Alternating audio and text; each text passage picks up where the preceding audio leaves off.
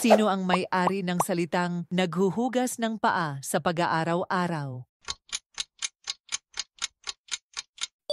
B. Pedro. Anong pangalang ibinigay ni Jesus kay Pedro nang sabihin niyang, "Ikaw ang bato na itatayo ko ang iglesia ko"? A. Simon. Ano ang sinabi ni Jesus kay Pedro nang sabihin nitong, "Tumalikod ka sa akin, Satanas"? B. Pandaya.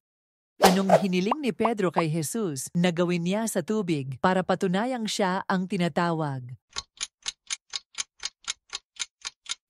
B. Maglakad sa tubig. Ano ang pagkakasala ni Pedro sa tuwing si Jesus ay inihahanda ang kanyang pagpasok sa Jerusalem? B. Pagtatakwil. Ano ang pinansin ni Pedro na pati taglay sa kanyang katawan ay may kurap? A. Hisopo.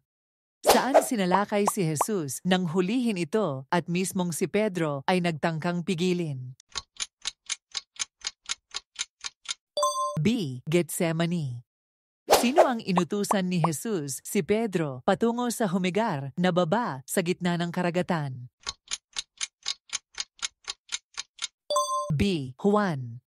Anong ibinigay ni Jesus si Pedro upang patunayang mahalaga si Pedro sa kanya?